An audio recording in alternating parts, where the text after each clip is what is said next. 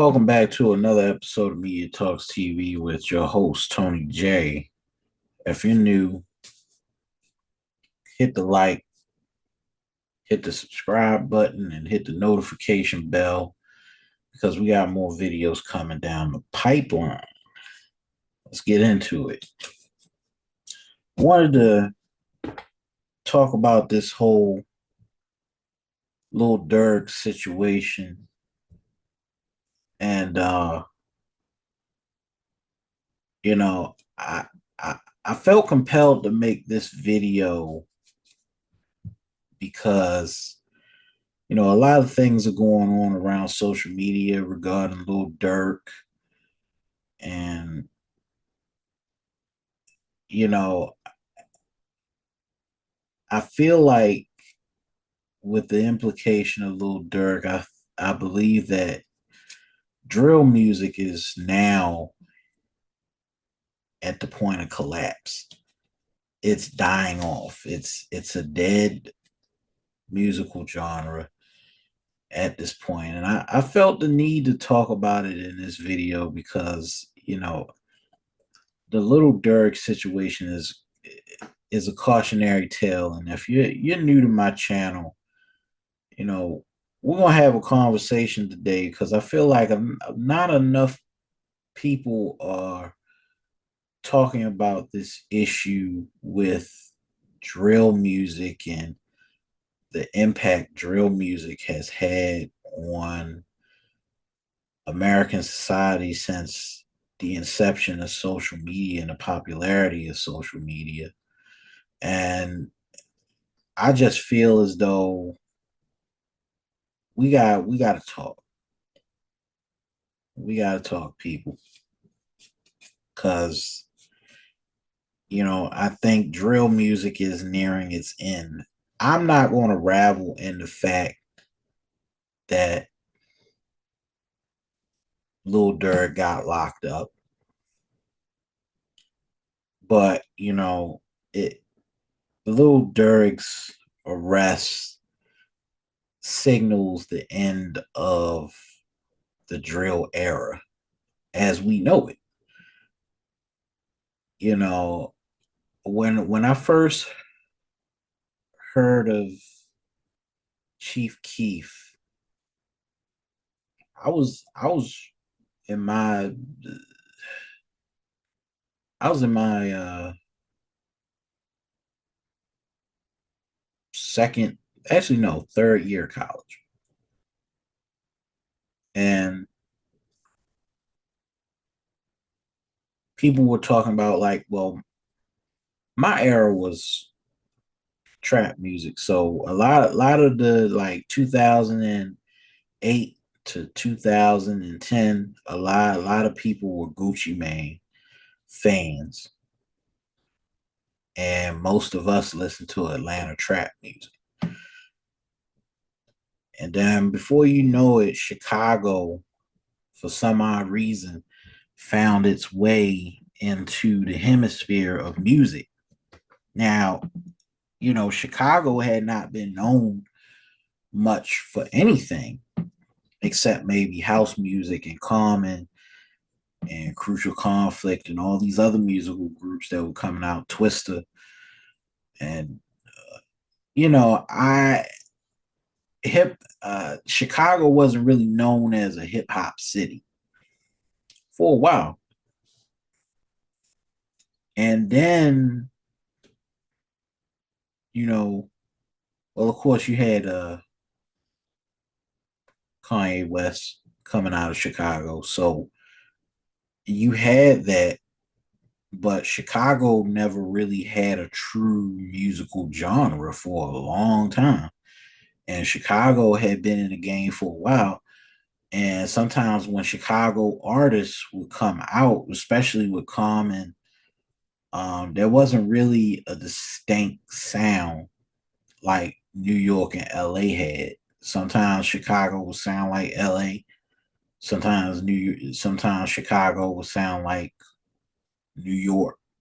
And most of the time, a lot of artists that came out of Chicago kind of got grouped up with New York artists because they sound very similar. back in the 90s. But with drill music as a genre, because it's an offshoot of trap music in Atlanta. When I first heard about Chief Keef and Lil Durk, I started listening to Lil Durk around 2013, a year a year after Don't Like came out with Chief Keef. And part of me was repulsed by drill music for several reasons. And one of those reasons is that a lot of the drill music isn't kind of isn't similar to gangster rap. Now I'm gonna take it back to maybe 25 years ago. Gangster rap became a thing. People, parents didn't like Snoop Dogg, didn't like Easy E, didn't like NWA, didn't like Ice T. But one of the things about gangster rap that make that made drill completely different is that most of the stuff in gangster rap wasn't really glorified. You talk about it, but you weren't committing the crimes behind those songs. And it's kind of like back then, the artists kind of took creative license over what they said in the music. And back then, of course, there's the street element that came with gangster rap that claimed the life of both Tupac and Biggie Smalls and almost put Snoop Dogg in prison because of who he was hanging with. He almost caught a murder charge, but he did get a murder charge, but he beat it by a thin razor thin. And that's what made him go in a different direction. But the thing that made gangster rap different from drill is that gangster rap kind of takes this creative license to talk about certain issues, you know, and out of all of that, it's a thin line between talking about the streets and glorifying the streets.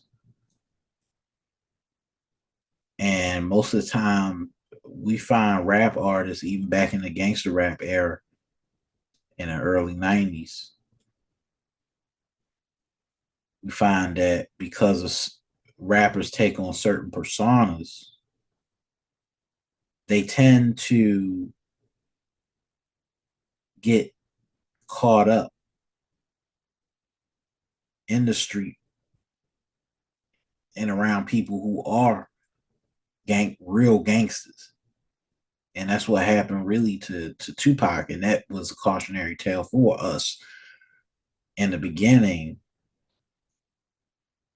because when the streets got involved, people died, people got killed, and it quieted down after that. After Tupac and Biggie, gangster rap had quieted down for a little bit. And then, of course, 50 Cent came and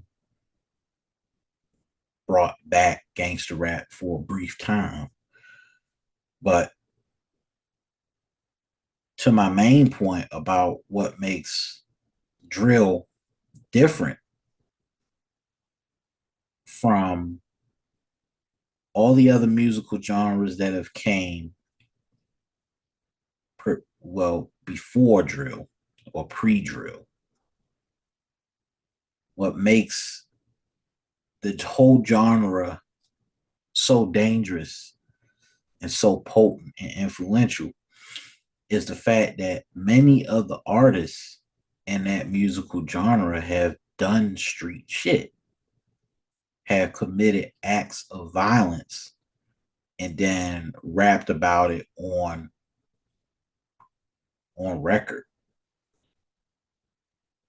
And what I noticed about this era of rap music is so many great potential artists are now catching life sentences, are being shot and killed, or dying of drug overdoses simply because of this genre.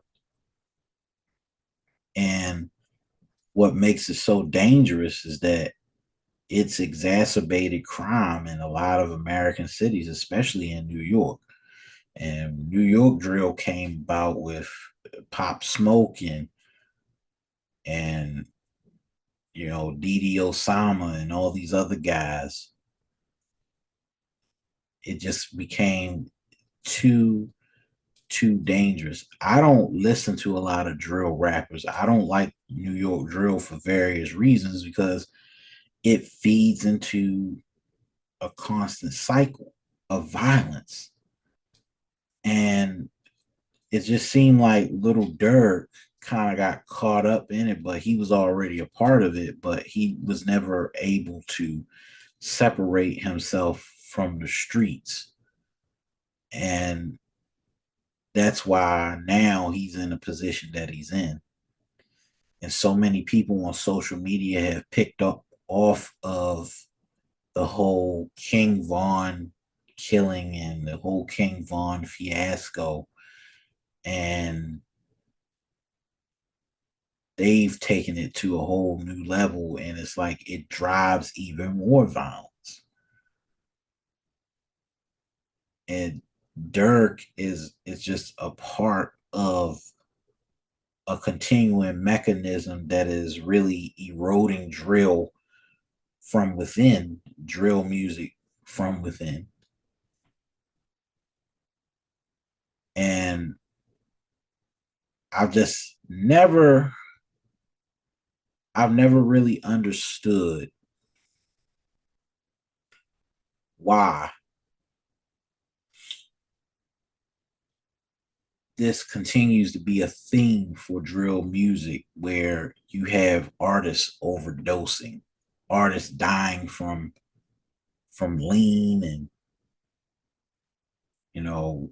fentanyl abuse,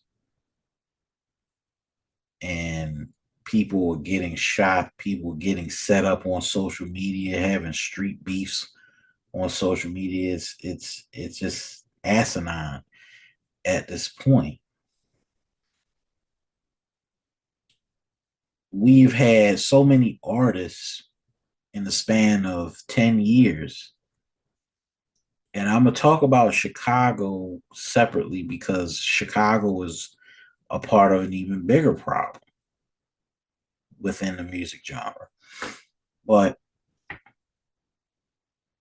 if we're going to talk about and have a conversation, we got to be honest with ourselves about the state of hip hop music right now. Though we have some good artists, and we have some very good artists like, Kendrick Lamar and J. Cole. Biggest problem is we don't have a lot of lyrical people in the musical genre anymore. Nobody writes rhymes anymore. Nobody actually sits down and contemplates what they're going to make their music out of. Everything is driven now in hip hop music by clicks and likes and subscribers.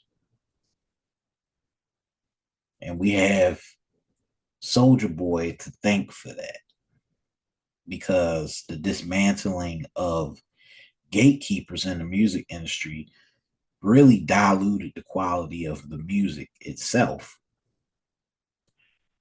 But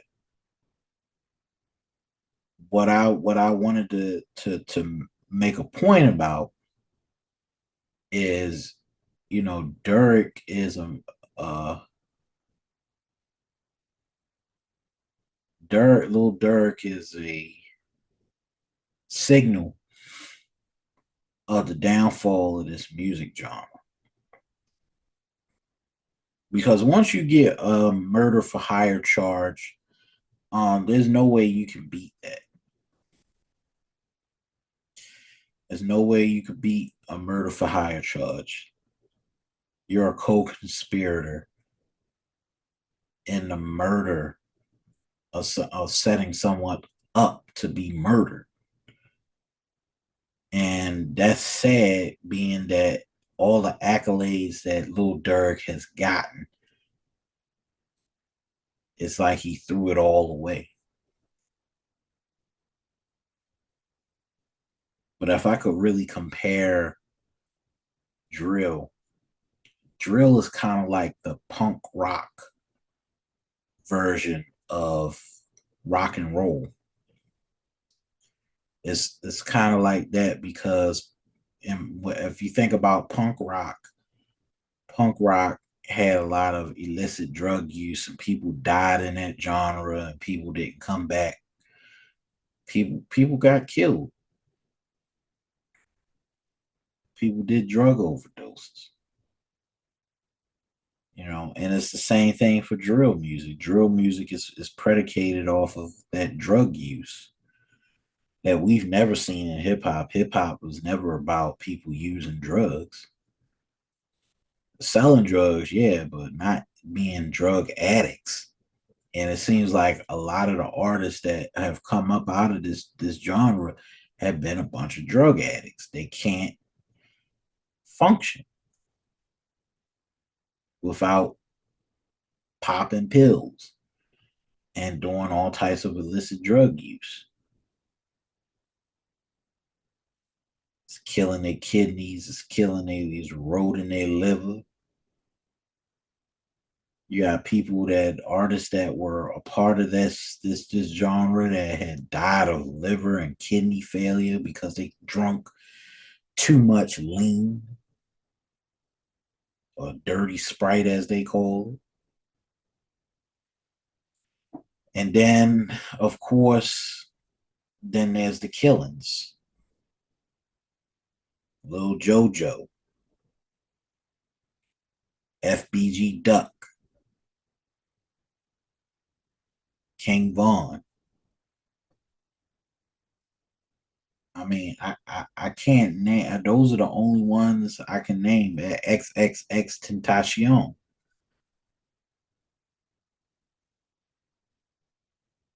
We got so many artists that have lost their lives, and those that weren't artists died messing around with people who were into that shit.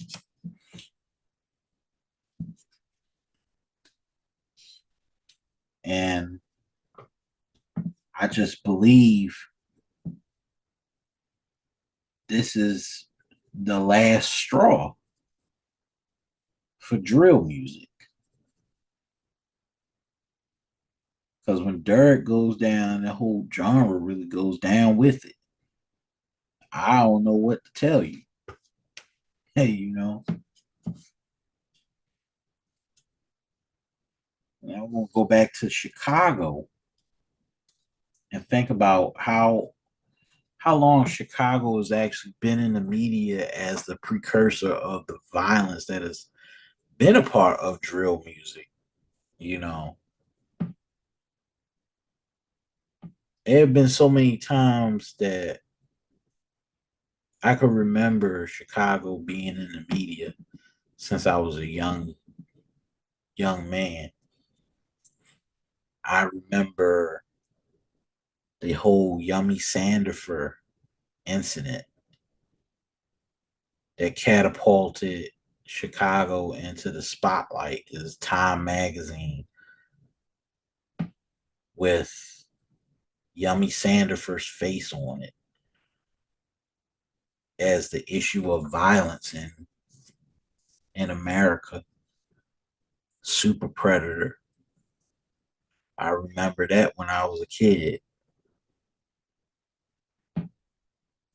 And then there was the Darian Albert incident that happened in Chicago. And that catapulted that thrusted Chicago back into the spotlight again when it came to youth and gang violence. And right after that, all you heard was about drill music, the new phenomenon drill. Chief Keef, Little Jojo got killed, and you know it. It just spiraled out of control, and then that type of music became a part of a whole entire decade. And we're not even going to be talking about it until maybe 20 years down the line. I'd be surprised if somebody actually wrote a book about drill music and the influence that it had on the 2010 decades and the things that happened with the music and how it changed the imprint of music. Because now it was like during that time when Chief Keef came out, you had all these artists coming out of Chicago entrenched in the violence, entrenched in the drug life and the gangs. All this stuff about, I ain't nobody know about old block until people started talking about it on record, and it just got worse and worse and worse. And people was like, now you have this phenomenon about, Chicago has become infamous, and it's been like that for a whole decade. You know, the TV show The Shy comes out of that. Like I said, it's become a media phenomenon driven by social media, driven by YouTube. DJ Academics built his whole entire career off of platforming rappers like Little Durk and Chief Keef and Little Reese and all these other guys, like, the war in Chiraq. I remember I started watching the war in Chiraq 2014, 2015. And he just built up a whole base. And DJ Academics, just like DJ Vlad, they all built themselves off of the dysfunction and the destruction of a lot of these communities because they kept those beefs and those rumor mills going in this whole thing, and they were looking to make money, and they have. And Academics has built a whole entire empire off of this shit. And when we talk about it, and of course, they know that what makes this this era so different from the other eras is that back then you had DJ personality. So when the whole East Coast West Coast war thing was going on, it was DJs like Funkmaster Flex and Angie Martinez on the radio, and magazines like The Source and stuff like that. So it drove wedges between it, but people were trying to make money off of this shit because they saw an opportunity to take advantage of a bad situation. And it just looked like DJ Academics, which, I don't like the guy. I don't agree with some of the things they do, but at least in my mind, Academics built his whole entire career off of platforming these artists. And when people talk about the ambassadors of drill music, people are going to talk about DJ Academics, and they're going to talk about DJ Vlad and those guys and how they were platforming these people.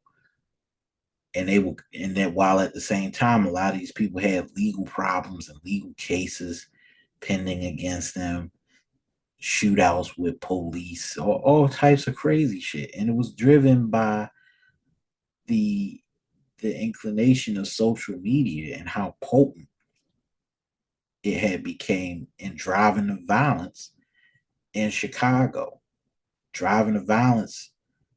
Um, all these killings, Hadia Pendleton, Tyshawn Lee, all these things are a microcosm of the drill genre. And when we talk about music history and talk about the successes and the downturn of a lot of these artists, we're going to be talking about drill music for a very long time.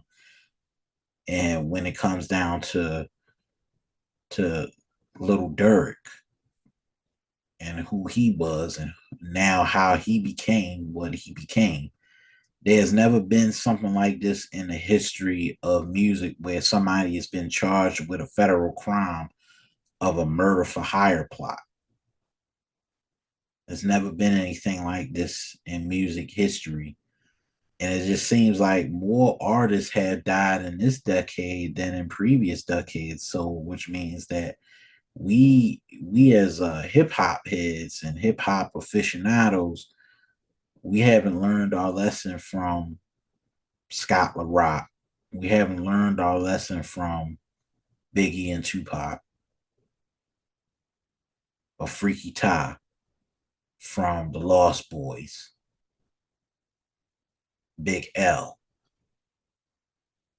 people that have been a part of hip hop in advancing the culture, but now have found themselves at an untimely demise. We're seeing all of our rap artists die before the age of 60. None of these rap artists that we grew up listening to are reaching the age of 70 or reaching the age of 60 at all, which is crazy. And I always wonder what's causing the demise of a lot of these rappers. Could it be the drug use? Could it be the liquor? What could it be? Because when I think about, you know, when I think about the signaling, the end of a musical genre, I just feel as though it's just going to be looked at as, okay, this is what happened here, and then this is how it ended. And now it seems like it's ending. It's going to end with Lil Durk. It's going to end with all of this. Most of the drill artists we know are dead or even close to going to jail or dying. And it's like the genre itself kind of ate a hole through its own success. And the only one that survived all of it was Chief Keef, even though he's the one that actually started that genre. You don't hear a lot from Chief Keef, which is crazy because he's the one that started that whole entire genre. And now most of the artists that he had under his tutelage are dead. They're gone. They're gone.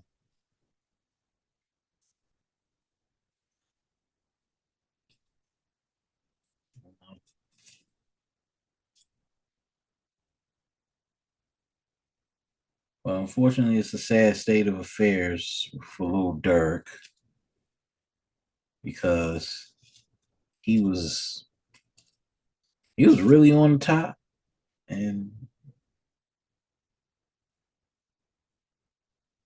he just fell off.